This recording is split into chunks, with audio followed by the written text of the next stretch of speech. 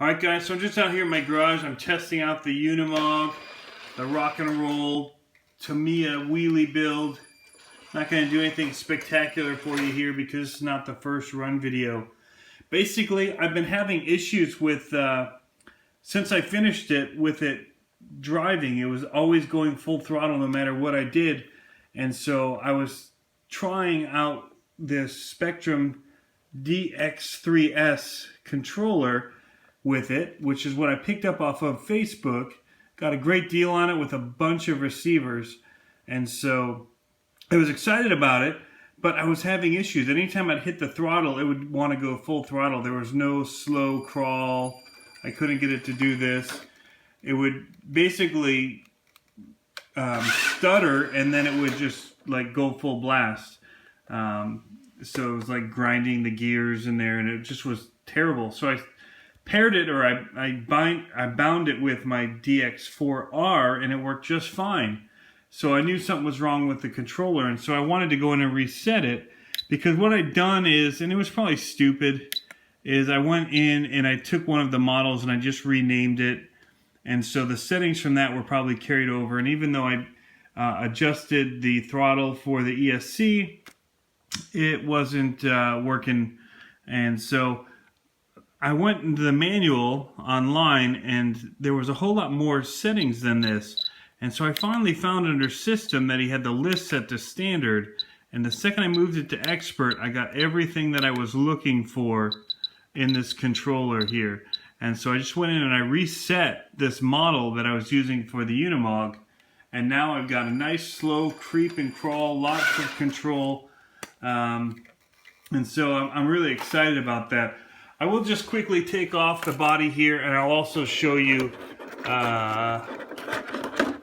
what I've got going on in here. And I need to figure out what I'm going to do for battery, because as you can see right now for testing, I just have one stuck in here because I don't have anything that'll fit and slide into the opening that they have for batteries here. But I'm running a Traxxas XL5. It's waterproof. The receiver here is also waterproof. It's a Spectrum Sport receiver. You can see these leads coming off it that you plug into here. And so everything, for the most part, here is waterproof. I've read that these Futaba servos are waterproof, so I'm good there. I've just got the stock brushed motor, which I can run in water. I'm not going to take this thing, submerge it in water, but I could see wanting to splash through puddles and things like that with it. And so I want to make sure that I had a fairly waterproofed rig. But yeah, so it's complete. The build is now done. I today had to add these body mount clips on here to the sides. I added the side fairings in here.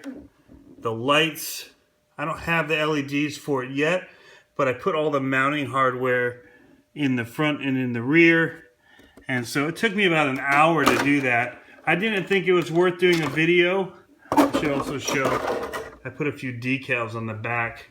I thought for a rock and roll build, a van sticker would be awesome.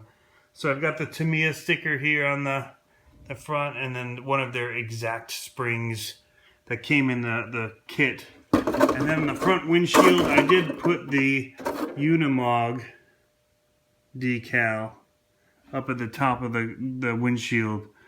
I grayed out that front grille like I said before, and then the only other sticker I did was I put the gas cap on. So keeping it clean, blacked out.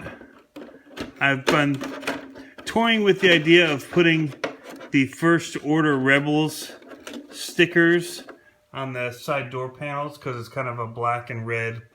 Kind of looks like a Red Hot Chili Peppers logo. I was thinking about putting that on the doors. My kids have some sticker books that are the perfect size stickers in there, but I'm not sure. So anyway, that is it. That is the Unimog build. Whoops, the battery's still there. Haha.